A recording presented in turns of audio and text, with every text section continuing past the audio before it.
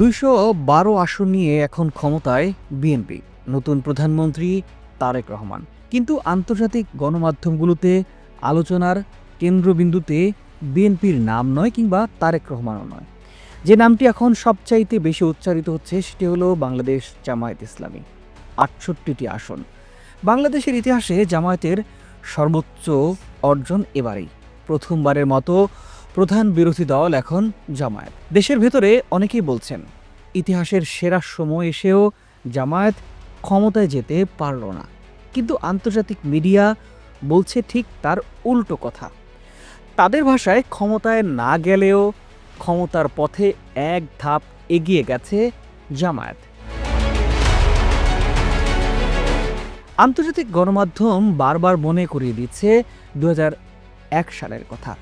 সেই নির্বাচনে বিএনপি জামায়াত জোট ২/৩ আসনে জয়ী হয়। সে সময় আওয়ামী লীগ মাত্র ৬২টি আসন পেয়ে প্রধান বিরোধী দল বসে। কিন্তু ঠিক পরের নির্বাচনে কি হয়েছিল? আওয়ামী লীগ জেতে ২৩০টির বেশি আসন।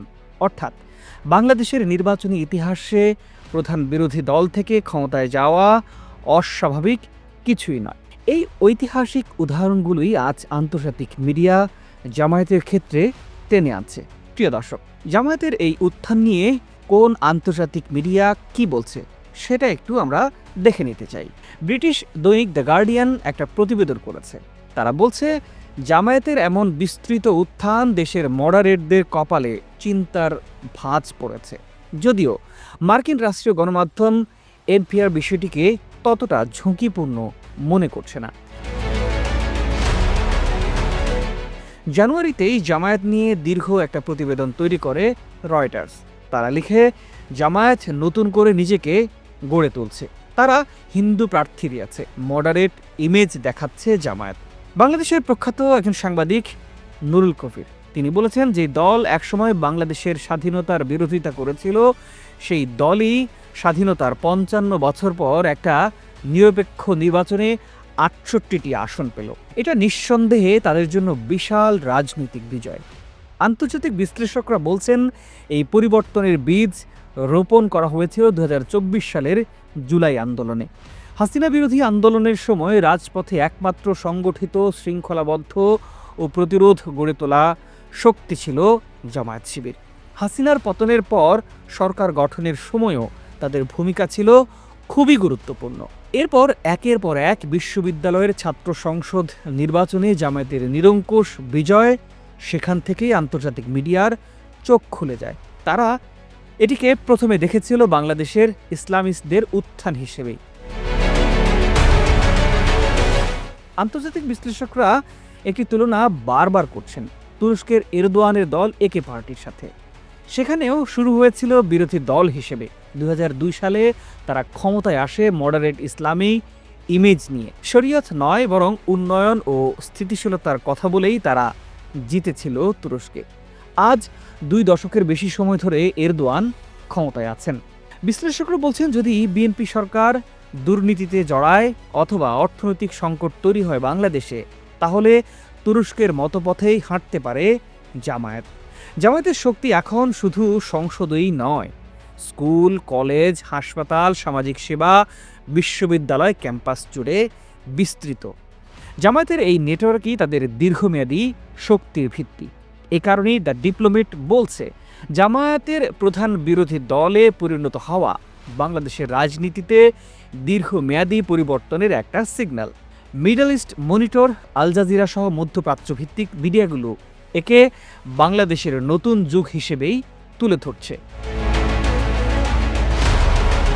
জামায়াত এককভাবে ভোট পেয়েছে ৩১.৭৬%। ১৯৯১ সালে বিএনপি ক্ষমতা এসেছিল ৩০.৮১% ভোট পেয়ে।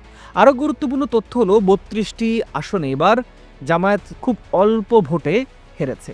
এই আসনগুলোতেই তারা এখন ঘাঁটি শক্ত করবে। স্থানীয় সরকার নির্বাচনে জিতে নিজস্ব বিকল্প প্রশাসনিক মডেল দাঁড় করাতে চাইবে। জামায়াত যে আসনগুলো জিতেছে তার বেশিরভাগই সীমান্তবর্তী এলাকা, প্রান্ত থেকে কেন্দ্র, গ্রাম দিয়ে শহর ঘেরাও। এটা কোনো কাকতাল নয়, এটা গেরিলা ওয়ারফেয়ারের ক্লাসিক নীতি।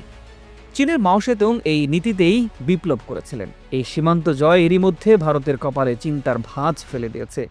চীন, পাকিস্তান, তুরস্ক সবাই চাইবে সীমান্ত অঞ্চলে ভারত বিরোধী ভারসাম্য তৈরি করতে কিংবা তৈরি হোক।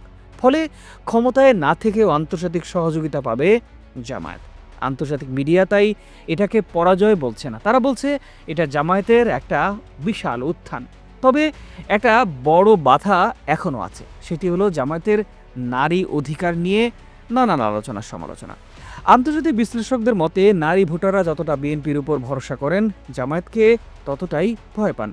এই ভয় কাটাতে পারলেই জামায়াতের সামনে ক্ষমতার দরজা পুরোপুরি খুলে যেতে পারে। প্রিয় দর্শক, আপনার ভাবনা আমরা জানতে চাই।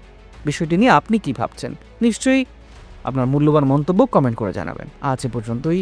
ভালো থাকুন, সুস্থ থাকুন। প্রতিবেদনটি ভালো লাগলে শেয়ার ও লাইক করতে পারেন।